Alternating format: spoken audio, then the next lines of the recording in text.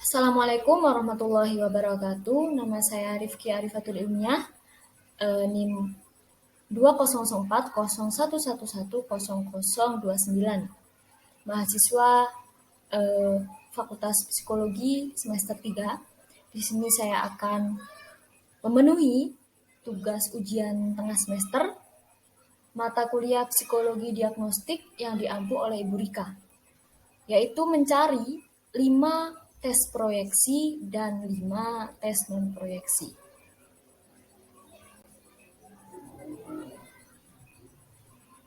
Tapi sebelum itu, saya ingin sedikit menjelaskan mengenai apa itu tes proyeksi dan apa itu tes non-proyeksi.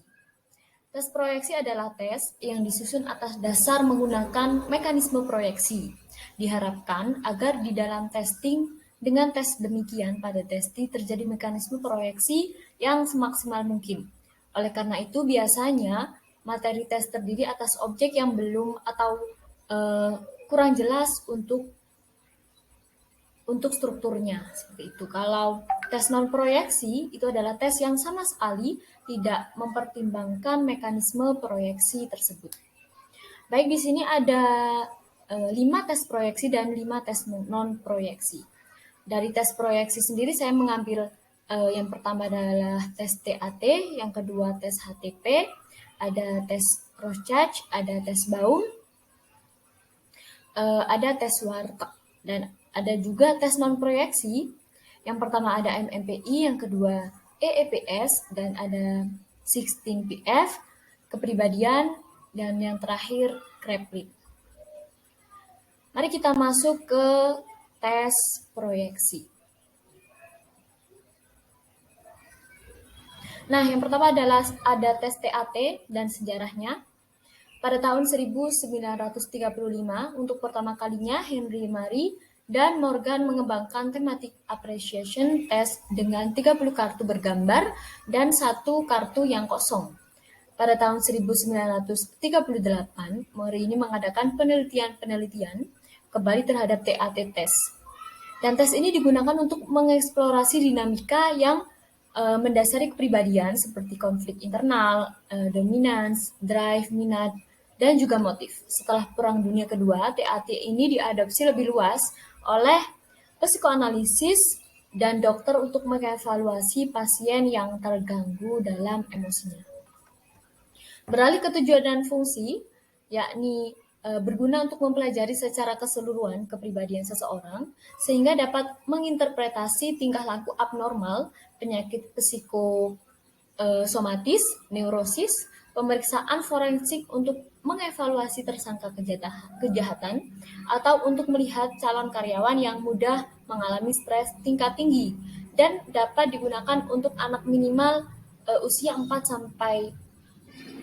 tahun lah minimalnya. Tapi itu kalau dimungkinkan atau memang ada rekomendasi. Untuk yang kedua yakni tes HTP dan sejarahnya. Tes HTP yaitu tes yang menggambar yang dirancang oleh J.N. Bach pada tahun 1948. Dalam tes HTP ini, testi diminta untuk menggambar rumah, pohon, dan orang dalam satu gambar dalam satu lembar kertas.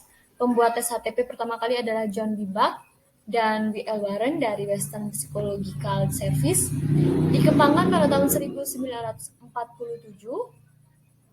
direvisi lagi pada tahun 48, 49, dan yang terakhir pada 92.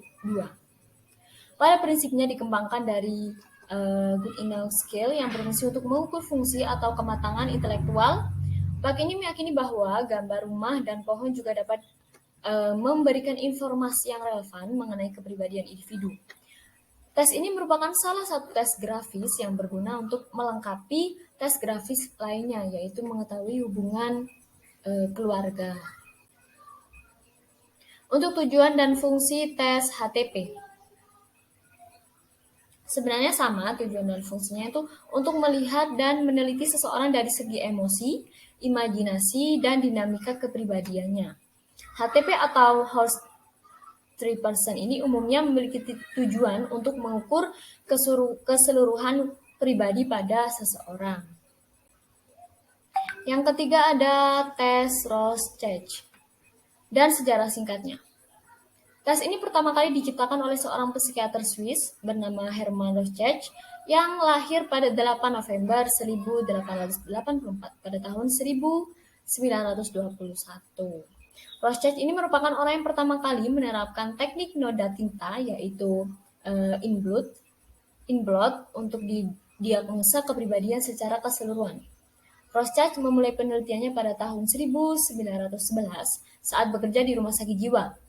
Rorschach ini juga menangani para remaja dan ia meyakini bahwa tiap orang itu memiliki respon yang berbeda terhadap sebuah permainan yang dikenal dengan blood ini. Romer mencatat bahwa tujuan pertama Rorschach untuk mengembangkan sebuah tes bercak tinta ini adalah untuk meneliti refleks halusinasi subjek dengan melihat bercak tinta itu sendiri. Kemudian tujuan dan fungsi, yaitu untuk memberikan suatu deskripsi tentang keseluruhan kepribadian seseorang yang memiliki arti klinis, bukan sebagai memprediksi bagian-bagian dari perilaku seseorang. Kemudian tes keempat adalah tes Baum. Sejarahnya, pada awal 1926, Goodenough ini mengembangkan suatu prosedur yang terstandarisasi untuk mengevaluasi intelijensi pada anak-anak. Metode yang digunakan adalah dengan menggambar seseorang manusia atau disebut dengan draw a man. Pada waktu yang bersamaan, Emil Jacker juga mengembangkan suatu metode yang terarah yaitu tes pohon. Tes ini awalnya digunakan oleh Emil Jacker untuk membantu mendiagnosa pohon sebagai gambar dan merupakan pernyataan dari The Bank of the Patient. Kemudian Baum dikembangkan oleh Carl Koch yang dipublikasikan pertama kali tahun 1959. Alasan Koch mengembangkan tes dengan gambar pohon adalah Jacker mengatakan bahwa pohon itu memiliki karakteristik yang hampir sama seperti manusia. Pohon itu tumbuh dan berkembang dan juga memerlukan makanan atau minuman seperti itu. Dari hasil penelitian budaya dikatakan pohon itu memiliki arti dan makna yang penting bagi manusia. Oleh karena itu, pohon itu dianggap mewakili manusia.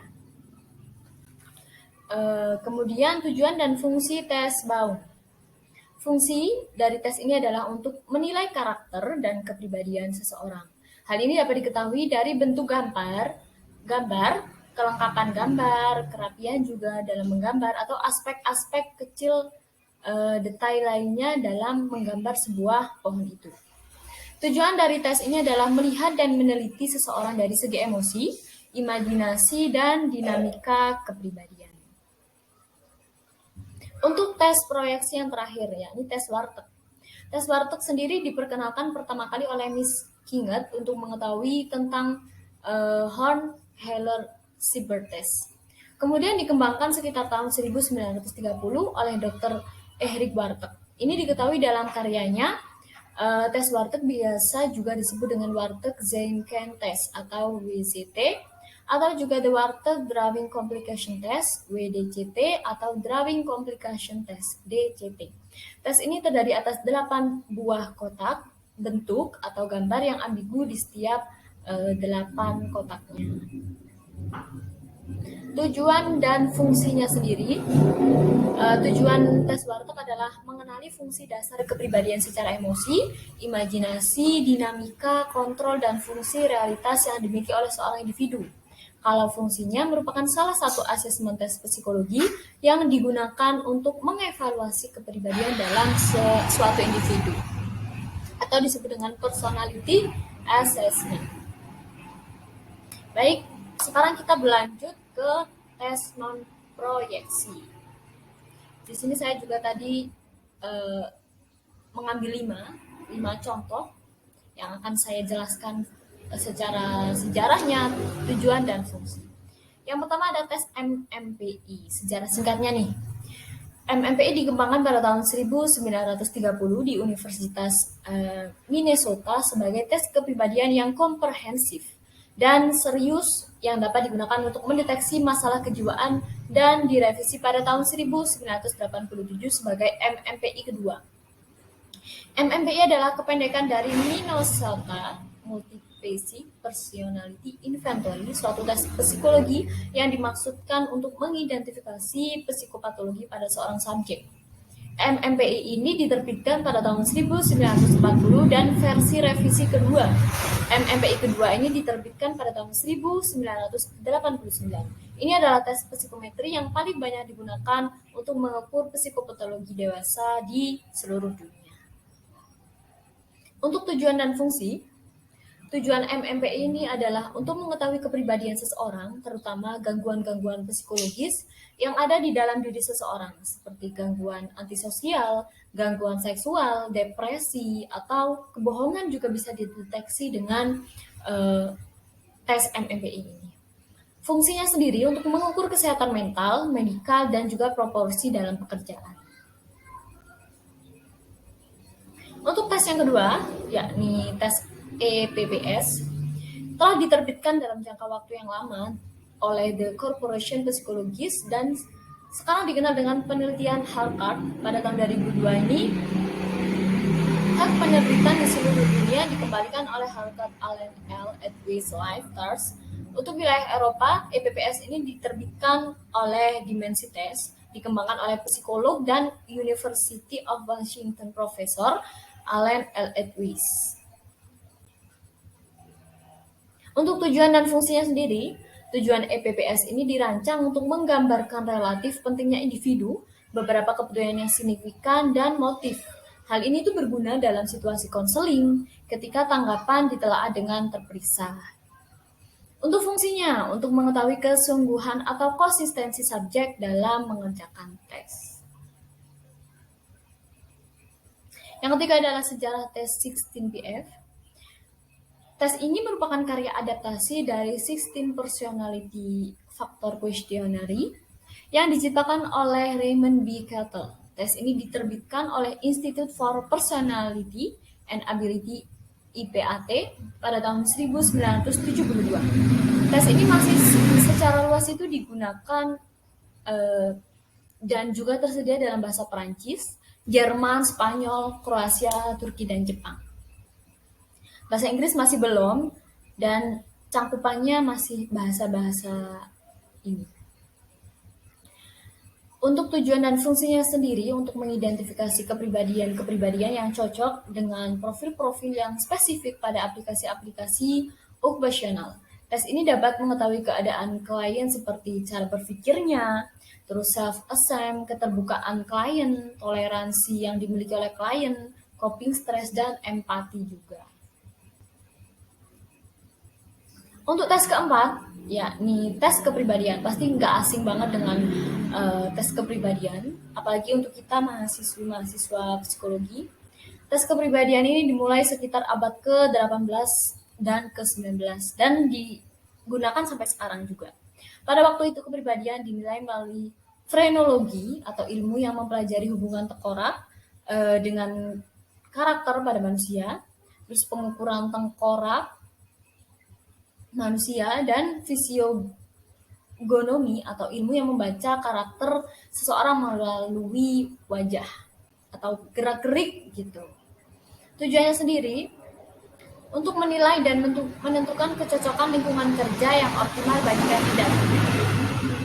Tes kepribadian dapat membantu menemukan kandidat dengan sifat dan kepribadian yang tepat agar sesuai dengan tim dan alur kerja yang ada di perusahaan. Jadi fungsi dan tesnya itu sama ya, lebih tepatnya. Dan tes ini tuh biasanya digunakan untuk seleksi kerja, bisa di perusahaan, atau biasanya untuk tes TNI Polri juga ada yang menggunakan kepribadian. Jadi tes kepribadian ini sangat umum ya untuk kita dan dapat sering dijumpai di berbagai instansi juga. Yang kelima atau terakhir dari tes non-proyeksi itu ada tes Kraepelin. Ini dibuat oleh Emil Kraepelin, seorang psikiater dan ahli psikodiagnostik Eropa. Emil Kraepelin ini adalah seorang psikiater asal Jerman yang hidup antara tahun 1856 sampai 1926. Pada awal karirnya ini, ia pernah mengikuti Wilhelm Wundt sebagai muridnya. Jadi Wilhelm Wundt ini sempat menjadi gurunya dulu. Pada awal abad ke-19, Kraepelin menciptakan sebuah alat tes psikologi. Kraepelin ini menciptakan sebuah tes yang bertujuan untuk membedakan antara orang yang normal dan orang yang abnormal. Tes ini awalnya diberi nama Simple Arithmetic Test yang kemudian dikenal dengan tes Kraepelin sampai saat ini. Tes Kraepelin masuk ke Indonesia sejak dimodifikasi oleh Fakultas Psikologi Universitas Gadjah Mada atau UGM dan Fakultas Psikologi Universitas Indonesia atau UI. Norma yang digunakan di Indonesia merupakan hasil adaptasi dari beberapa penelitian sebelumnya. Pembukuannya juga sudah dilakukan berdasarkan kelompok usia antara 15 sampai 44 tahun. Jadi tes Kraepelin ini digunakan untuk orang yang masih di usia di bawah 44 tahun dan di atas 15 tahun. Untuk tujuan dan fungsi sendiri sama sebenarnya, bisa digabung, yakni untuk mengetahui tipe performa seseorang dalam bekerja. Dan tes ini juga dikembangkan untuk mengukur perhatian seseorang dalam jangka waktu yang singkat. Seperti itu. Thank you for attending. Terima kasih. Sekian dari saya, pemaparan materi dari saya. Mohon maaf bila ada salah kata, ucapan, atau lain sebagainya. Akhirul kalam, wassalamualaikum warahmatullahi wabarakatuh.